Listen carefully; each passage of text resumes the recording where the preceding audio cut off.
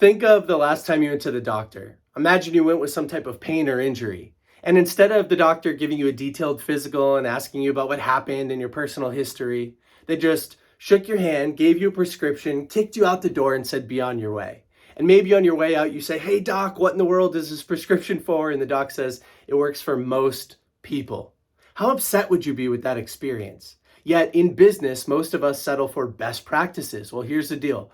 Best practices, the things for most people, that general advice doesn't diagnose before it prescribes. It just prescribes. And one of the biggest lessons that I learned in this book that can be applied anywhere in business is that you need to properly diagnose a problem before you prescribe a solution. Well, Bookfinkers family, today I'm going to go through my biggest takeaways from a book I just finished reading and listening to, which I'll explain in a minute. The book is called Opting into Optimization, and it was written by Jon MacDonald. And the subtitle of this book reads, How Successful E-Commerce Brands Convert More Customers, Increase Profits, and Create Raving Fans. And before you jump, because I said e-commerce and you might not be in e-commerce, the principles in this book, like diagnose before prescribe, can be applied to any business owner and even a lot of areas of your personal life. So, I said that I read and listened to this book. What in the world does that mean?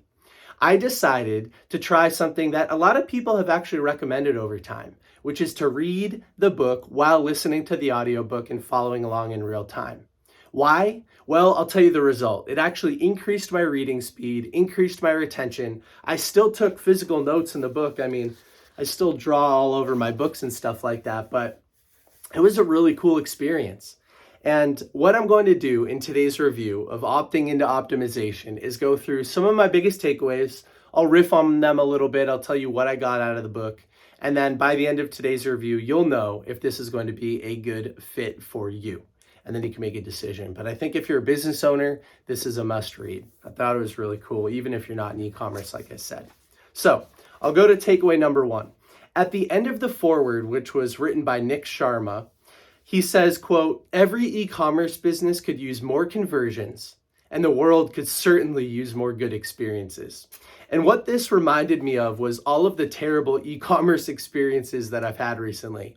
I'll see an ad for something on Instagram that I think is mildly interesting, and I want to go to the website to learn more. I click the little link, I show up on their website, and immediately a box says, hey, let me grab your email or your phone number. 20% off, 20% off. I'll exit out of it. More just keep popping up. It's like, what a terrible experience. I wanted to learn more. Now you hit me in the face so many times, I have to leave your website. And so the book talks about issues like this, right? You want to increase your conversions, stop using best practices, diagnose the real problem, and then prescribe a solution. And from a consumer's perspective, the world could certainly use better customer experiences all over the place, and I couldn't agree more. So we'll go into the goal for this book. I'm going to read Jon MacDonald's goal for the book.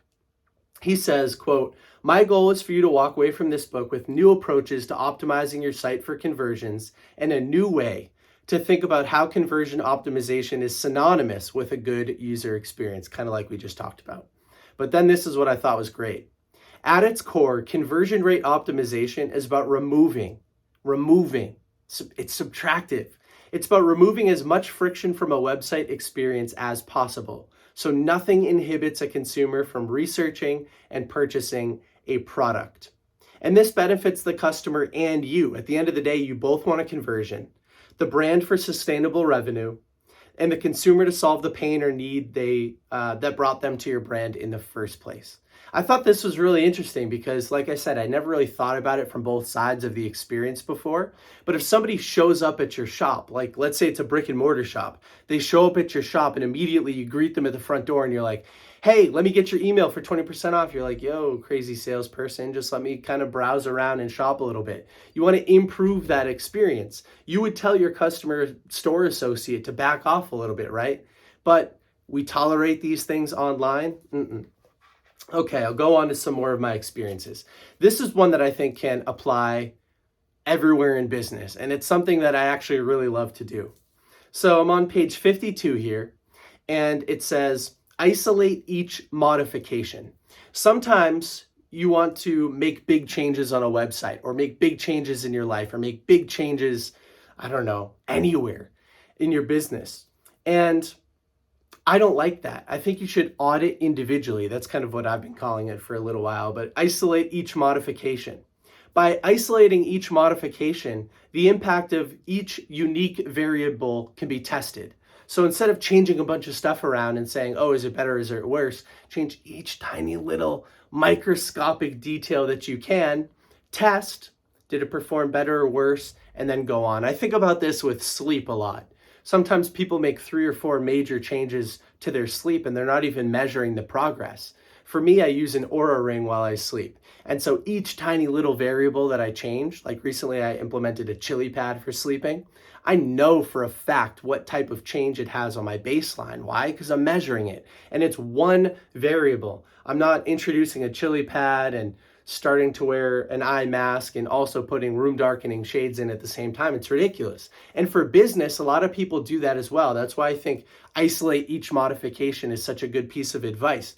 You want to isolate each little change you make in your business so that overall you can make a bigger impact. And they've actually tested this. I was reading and listening in the book that if you go make one big change versus making a series of tiny changes, they cost the same. And you actually get a better result from making tiny little changes than you do making one big change. So I thought that was really cool. And I'll leave you with this, Book Thinkers family. There's something that I thought was really fun in here. How do you measure conversion rate? What's a good conversion rate? Our Jon MacDonald and his team had been asked that question a million times. And so he responds by saying, a good conversion rate is one that's always improving. I thought that was brilliant. What's a good business? It's one that's always improving. What's a good health, situation? It's one that's always improving. I love that answer.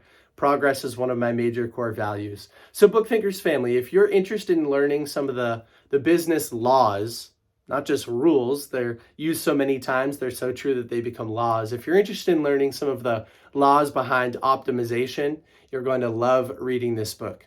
Take it from me. I've had failed e-commerce experiences and entrepreneurship efforts in the past. I wish I had this resource. It would have gone much smoother. And who knows, this is actually kind of encouraging me to kickstart some of our Book Thinkers e-commerce efforts again. So stay tuned. I really enjoyed reading and listening to this book. I'd recommend that you try that as well. Comment down below. Let me know if you have any questions, and I hope you have an amazing day.